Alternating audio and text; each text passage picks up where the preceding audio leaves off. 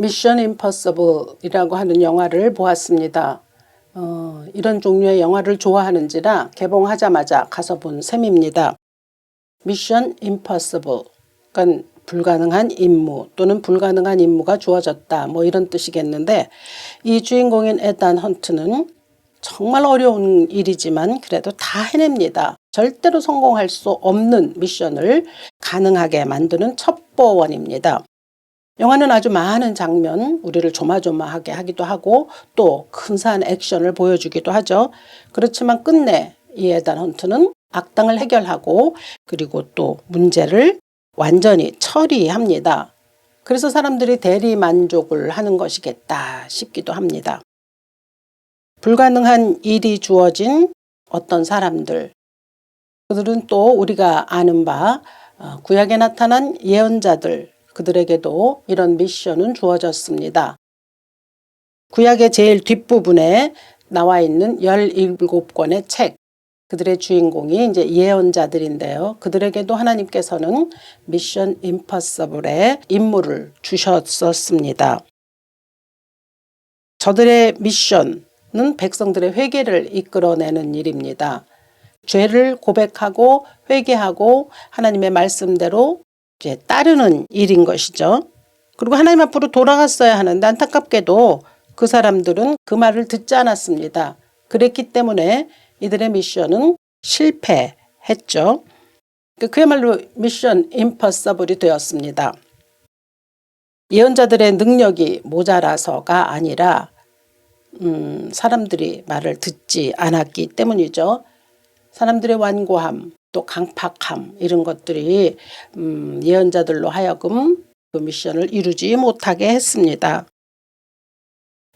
필리미안 씨가 말했습니다. 세상이 은혜를 통해서 의를 배우지 못한다면, 그렇다면 하나님께서는 형벌을 택하실 수밖에 없다.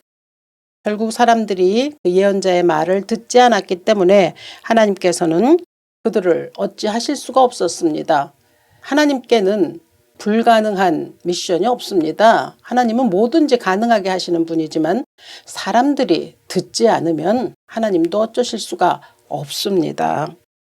그래서 결국 이스라엘은 하나님의 심판을 받아서 이웃 여러 나라로부터 공격도 받고 또 침입도 받고 그랬습니다.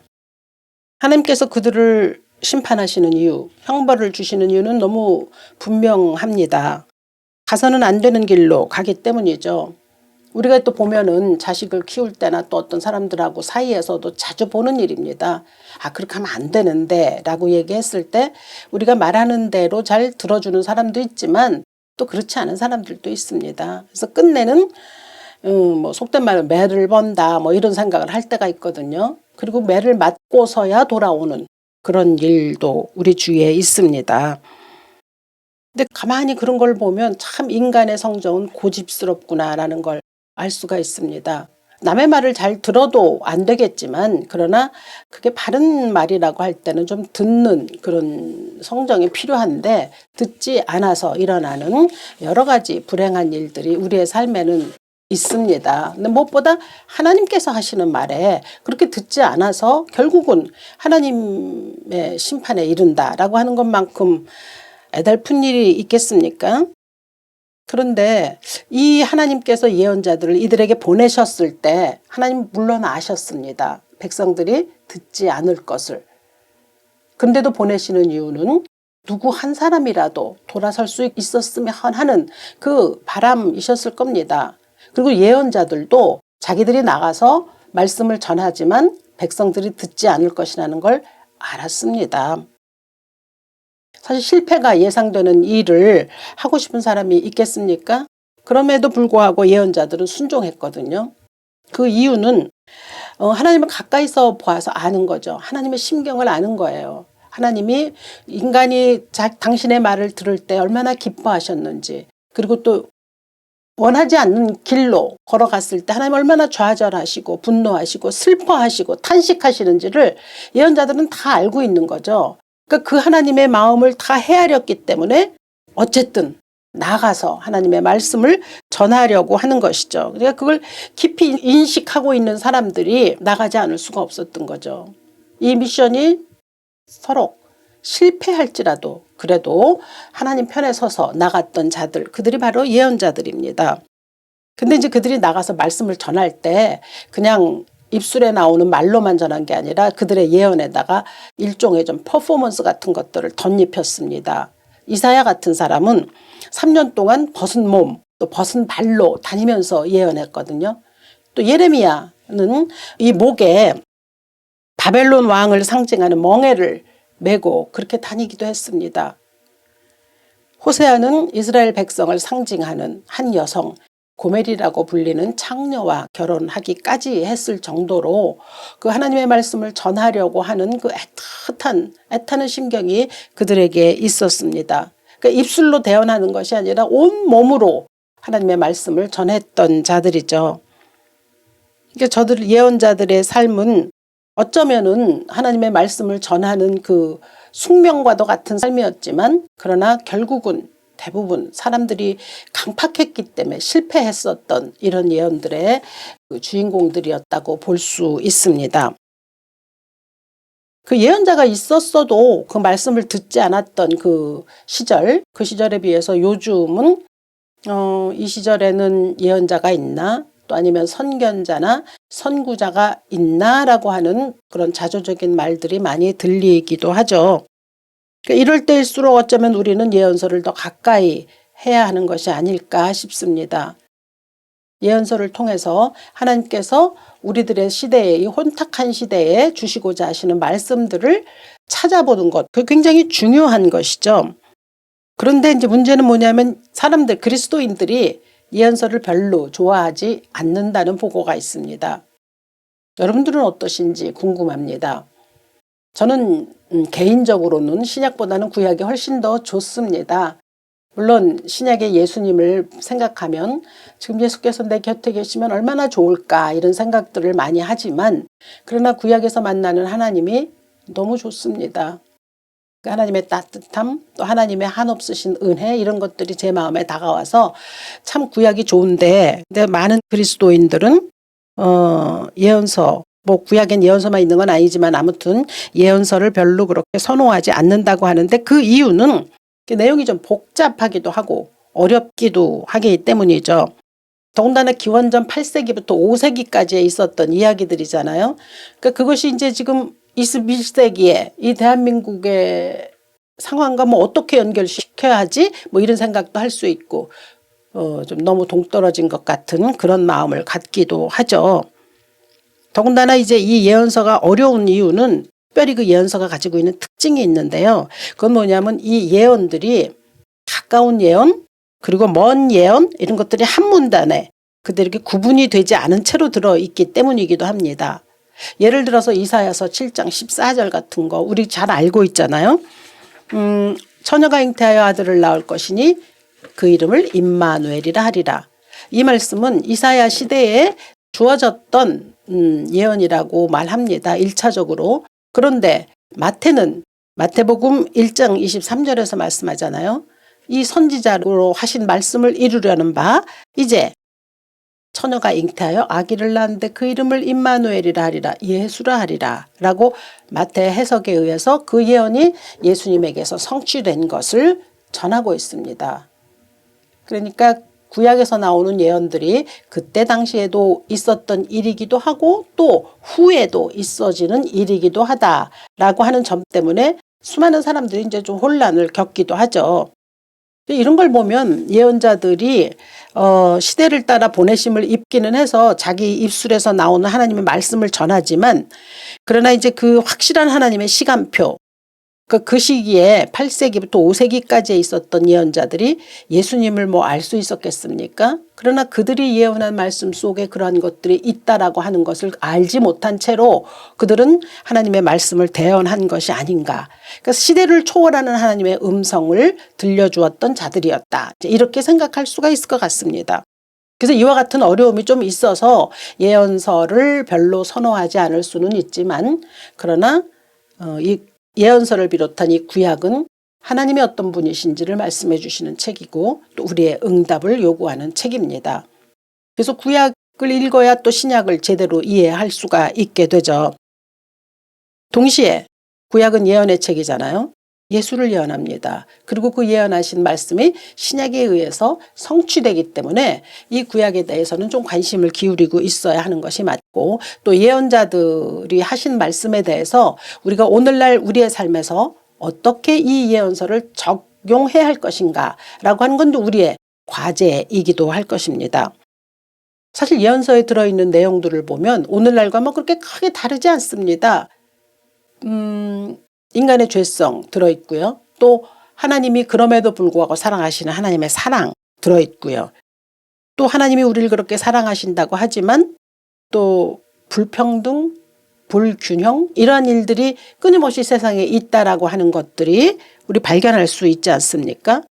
또 선한 이들이 고통을 받고 또 악한 이들이 승승장구하는 일들이 그대로 세상에는 일어나고 있습니다. 그리고 그것은 시대를 따라 조금도 달라지지 아니하고 그대로 또 이어오는 현상이기도 한 거죠. 또 자연재해도 있다는 것을 우리가 보면 많이 볼 수 있는데요. 지금 오늘날 우리 지금 이 대한민국에도 수해로 인하여서 50여 명의 가까운 생명이 또 죽임을 당했고, 그리고 또 몇천 명에 달하는 이재민이 생기기도 했거든요. 왜 이렇게 끊임없이 재해는 일어나는가? 작년에도 일어났는데 올해도 또 일어나지 않습니까? 뭐 정치권을 비롯한 여기저기서 인재다, 천재다 막 이러면서 서로들 싸우는데 글쎄요, 좀 피곤합니다. 이것을 바라볼 때 누구 탓할 게 아니라 우리 자신이 이런 사건에는 어떻게 우리를 돌아볼 수 있을 것인가 라는 것을 좀 곰곰이 생각해 봐야 하지 않나 싶습니다. 일단 우리에게 오늘 주어진 본문은 이사야서 32장입니다. 32장인데요. 이 장은 우리에게 한 가지 질문을 던집니다. 세상은 누가 운영하느냐입니다. 이제 이 말씀이 이사야에게 주어졌을 때, 이때 이제 이사야를 괴롭히는 나라는 아수르, 즉 아시리아였습니다. 그래서 이 아시리아의 공격 때문에 이제 이스라엘 백성들이 벌벌 떨고 있을 때였는데, 그때 이사야가 외친 거죠. 너희는 누가 이 세상을 운영한다고 생각하느냐? 아수르냐? 아니면 하나님이냐? 근데 이제 이스라엘 백성들이 그 하나님이라고 선뜻하지 못하고 이제 좌충우돌하고 뭐 갈팡질팡했었거든요. 그러니까 그런데 인해서 결국 하나님께서는 그들이 하나님의 말씀대로 살지 못했기 때문에 결국은 하나님이 심판하셨는데, 북이스라엘은 아수르에 의해서, 남유다는 바벨론에 의해서 망하지 않았습니까? 그리고도 그 이후에도 도대체 이 역사, 세상 누가 운영하느냐는 선지자들이 말한 바 하나님께서 운영하신다는 것이 확실히 드러났잖아요. 모압이니 블레셋이니 이집트니 아수르니 바빌론이니 페르시아니 로마까지도 다 이 세상 역사에서 흔적에서 사라졌습니다. 하나님의 역사는 견고하게 지금까지 흘러오고 있습니다. 그렇기 때문에 마지막 날에 대한 그 하나님의 운영하심, 그건 역시 우리가 예언자들의 말대로 하나님께서 함께 하신다라고 우린 그렇게 고백하지 않을 수가 없습니다. 근데 거시적인 어떤 그런 역사의 흐름뿐만 아니라 우리들이 또 몸담고 있는 공동체, 나라든 사회든 교회든 뭐 어떤 집단이든 가정이든 그 공동체 안에서도 누가 운영하느냐는 굉장히 중요합니다. 오늘 본문 1절이 이야기하고 있죠. 한 왕이 공의로 통치할 것이요 방백들이 정의로 다스리리라. 그러니까 이 세상을 운영하는 자가 하나님이시다라고 하는 그 공통 분모 속에서 이 땅에 각자 세우신 하나님의 사람들이 있을 것입니다. 그가 어떤 사람들이든 간에 그가 또 어떻게 나라를 운영해야 하느냐에 대한 확실한 잣대를 주고 있는데, 그것은 하나님의 공의, 그래서 정의로 모든 일들을 맡아야 한다는 거죠. 그러지 않으면 그 임무는 미션 임퍼서블이 됩니다.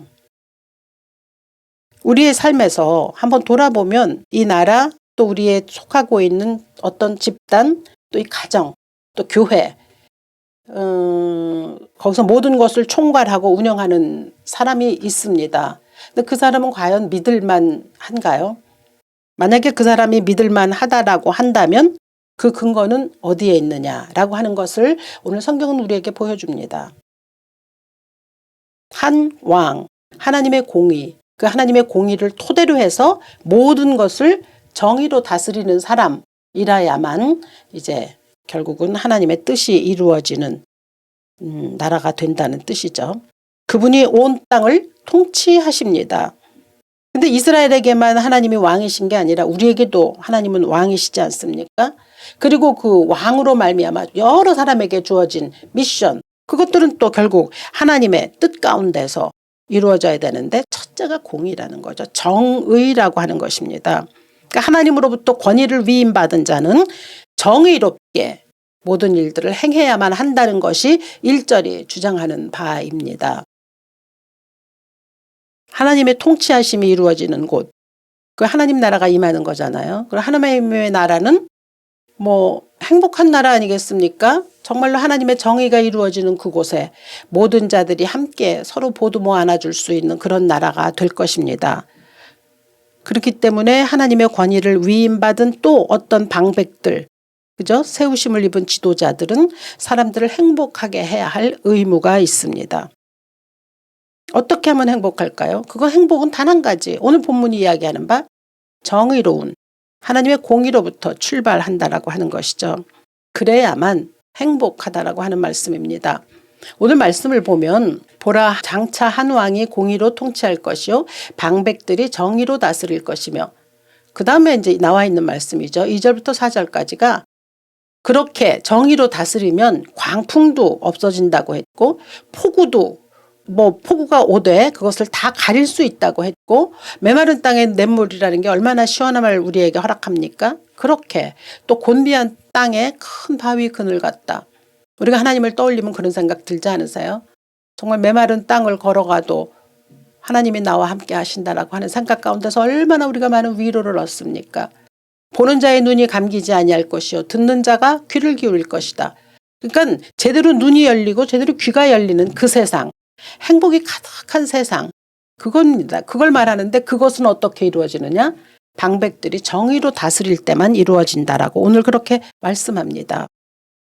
그러니까 하나님의 나라에서는 정의가 행복의 지름길이죠. 그게 없으면 뒤죽박죽이 된다라고 말씀합니다.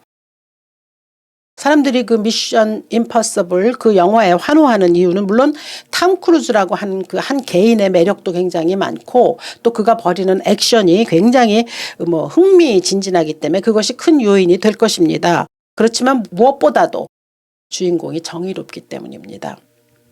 그는 첩보원이잖아요. 근데 자기가 속한 나라의 지도자들이 그 악과 대치하고 있다가 슬쩍 이렇게 악으로 넘어가려고 하잖아요. 그러면은 이 에단 헌트는 자기의 죽음, 그걸 그냥 무릅쓰고 어떻게든지 그 일을 행해냅니다. 그래서 악함이 모든 세상에 이루어지지 않도록 하는 걸 보여주거든요. 그러니까 그것이 사람들로 하여금 박수치게 하는 것이라고 볼 수 있죠. 천만 영화라고 불리는 범죄 도시도 마찬가지입니다. 거기는 칼과 총이 난무하는 세계입니다. 그래서 보기에 참 좀 힘든 때가 많이 있거든요. 그런데 거기에 주인공인 마석도 형사는 맨주먹으로 싸웁니다. 근데도 이깁니다. 언제나 이깁니다.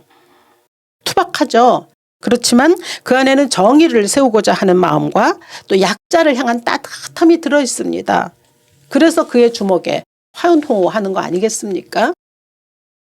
사실 한 사회가 얼마나 정의로우냐, 얼마나 행복하냐는 사실은 약자가 얼마나 보호되느냐에 달려 있다고 해도 틀린 말이 아닙니다. 그래서 이게 미션 임파서블이나 아니면 존 윅도 마찬가지고, 그리고 또 이런 범죄 도시, 이런 영화를 사람들이 좋아하는 현상은 세상에서 대면하는 모든 종류의 악들과 우리 사실 싸울 힘이 없잖아요. 그런데 그래서 고달픈 사람들에게 카타르시스를 제공하기 때문이 아닐까 이렇게 생각합니다. 사실 우리는 너나 할 거 없이 서로 행복한 세계에서 살고 싶지 않습니까? 근데 그 행복함이 있으려면 정의가, 공의가 우선돼야 한다라고 하는 것이 오늘 본문이 우리에게 말씀해 주는 까닭입니다. 그러니까 우리가 행복하고 싶은데 행복하지 못한 이유, 그것은 첫 번째로 하나님의 공의가 사라진 까닭입니다. 우리가 살면서 보잖아요. 돈이 많다고 하더라도 그 물질이 정의에 의해서 정의롭게 생긴 물질이 아닐 경우에는 그로 인한 화가 있지 않습니까? 그렇습니다. 정의롭지 않은 데서 나오는 행복이란 있을 수 없죠. 그건 위선일 뿐이죠. 오늘 본문은 말합니다. 단 두 가지로 나눕니다. 어리석은 자와 그리고 존귀한 자. 그래서 오늘 본문을 읽어보면 보겠습니다. 이는 어리석은 자는 어리석은 것을 말하며 마음에 불의를 품어 간사를 행하며 패역한 말로 여호와를 거스르며 줄인 자의 속을 비게 하며 목마른 자에게서 마실 것을 없어지게 함이며 악한 자는 그 그릇이 악하여 악한 계획을 세워 거짓말로 가련한 자를 멸하며 가난한 자가 말을 바르게 할지라도 그리함이거니와 이렇게 얘기하거든요. 근데 이제 여기에서는 어리석다고 되는데 이게 원문에서는 바보란 뜻입니다. 그러니까 바보란 바보 같은 말만 한다는 뜻이에요.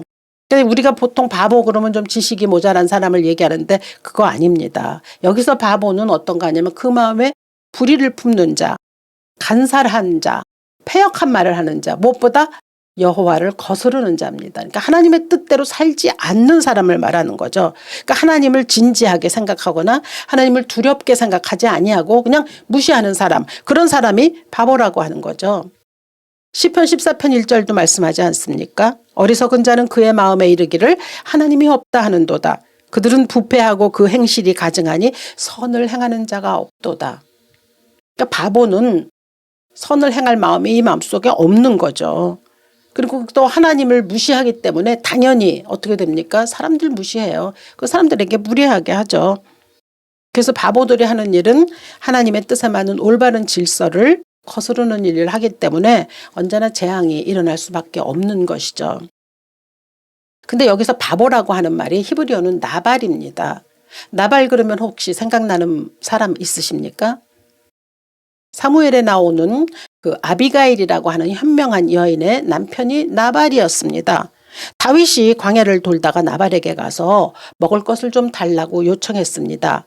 그리고 그때는 마침 양털을 깎는 때였다고 성경이 기록하고 있는데 이제 양털을 깎는 때라는 것은 특별히 이스라엘에게 민족에 있어서는 그때는 누구와도 함께 더불어 나누는 것이 상례화에 있던 그런 절기이기도 합니다. 그러니까 당연히 먹을 것을 주었어야 합니다. 근데 나발이 거절했거든요. 그게 뭐 다윗이 잘나서 그런 것이 아니라 같이 나누고 싶은 마음이 없는 것이죠. 다윗을 무시했는데 그가 다윗을 무시한 것은 하나님을 존귀하게 여기지 않았기 때문입니다.